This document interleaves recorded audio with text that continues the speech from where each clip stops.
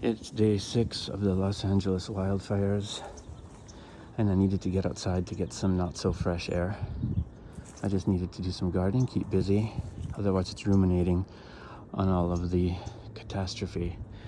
And our hillside here looks out over Pacific Palisades. That farthest hillside is where the fires were. There's a helicopter in the distance. We could see the fire. We could, of course, see the smoke all the way up until this morning. And then major air attacks last night seem to have dramatically reduced the fire. And the winds are coming back. The Santa Ana winds that started all of this, they're coming back, and it's breezy here again after a couple of days of some kind of quiet air on this hillside. But we are on a hillside in Northeast Los Angeles overlooking downtown Los Angeles. And there's downtown, and the hillside in front of it is actually Allegiant Park and Dodger Stadium. And we are right on the edge of the hill. So there's the edge of our house. That's our main bedroom. These are some large trees that are scary to live under during the high winds of 50, 60, 70 miles an hour from the Santa Ana winds. And this is the edge of the hill. And this is my garden, and that is the retaining wall. And down there are chicken coops and duck coops. And right here is a big, scary stone pine tree that's about 80 years old, mere feet from the edge of the hill. So you can imagine this monster looming over your bedroom when the Santa Ana winds are hitting. And we've been fortunate that we've been safe. But despite trimming the limbs, it's always in need of trimming and always a little bit scary to be under. And the benefit of this beautiful pine tree that is actually the producer of pine nuts, edible pine nuts come from stone pine trees. The other benefit is that the dappled sunlight, the acidic rain that falls from the needles, the falling of the needles themselves, and ironically, ashes from the fire, from any fire, ashes in general, are a preferred soil component of acidic loving plants, volcanic loving plants, etc., like coffee.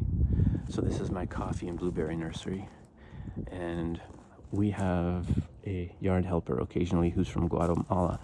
And Guatemala, of course, is a major coffee producing region in Central America, and he suggested that I place my coffee trees underneath the stone pine tree because of the perfect conditions, breezy and acidic and dappled sunlight, and a place near the house where I can control the moisture with the hose and some small drip irrigation lines.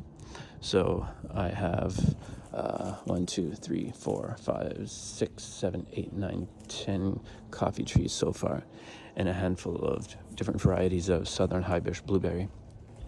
And last year, 2024, I had flowers on these 2 larger coffee bushes. 2023 was when I actually transplanted them into these wooden planters from tiny little coffee cups that they were sold in at IKEA, of all places. So last Friday, we were shopping at IKEA and had coffee and dessert in the cafe. The cafe windows at IKEA overlooked the Pacific Palisades hills and the San Fernando Valley, and the wildfires were so huge plumes of orange flame were visible from IKEA. And we left the cafe, walking down to the garden center, and sure enough, there were 2 more coffee plants in these little coffee cups, sold as novelties for $14.99 and destined for shelves and places where they probably won't survive, because coffee does need specific care and specific growing conditions. And it's something that I can monitor here in the planters and underneath the benefit of our beautiful pine tree. So it actually turns out that the Arabica coffee plants at IKEA do really well. And according to our friend from Guatemala, they can absolutely produce fruit. Now, there are actual coffee farms springing up in California. They're producing enough coffee to sell.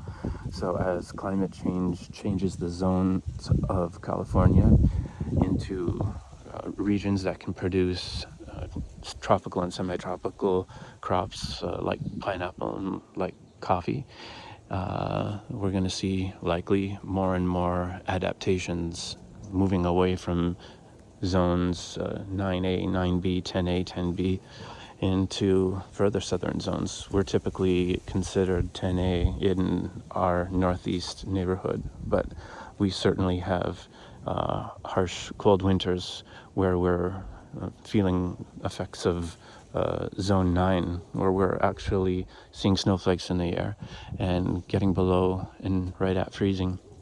So we also have summers that are so intense in triple digits that we're feeling more like the desert and tropical regions. And so we have to experiment with what we can grow in our little microclimate here, and on a hillside that experiences just a multiplication of those already intense factors. And it just so happens that although I lose a lot of plants that I experiment with, the coffee and blueberries growing together here are doing quite well together. My favorite type of coffee is from Ethiopia, and it has notes of blueberry. And sometimes the flavor profiles of Ethiopian coffee can actually have quite strong blueberry flavor notes. And it's just an incredible cup of coffee to experience that. And it's hard to find, but when you find it, you just can't believe that much blueberry flavor is coming from a natural coffee, a natural unflavored coffee, just a single origin. And it makes one wonder about the ability to grow blueberries and coffee together, why the conditions are right for one another, despite being crops grown from opposite sides of the world in regions that are just so vastly different from ours, but only seemingly different because perhaps they aren't so different when it comes to the microclimates that these plants love. So here they are growing together, and we won't have coffee that tastes like Ethiopian coffee or Central American coffee. We're going to have coffee that tastes like Northeast Los Angeles coffee, and blueberries that taste like California blueberries, not like Southern United States blueberries or the northern lowbush blueberries that I'm used to harvesting in my youth and coming to love the flavor profile of. That is unmatched and unavailable in supermarkets. It's something unto itself. It can't be duplicated here in Los Angeles. Those plants don't survive here. I've tried those numerous times, but we're growing something else entirely, and we'll see what that is.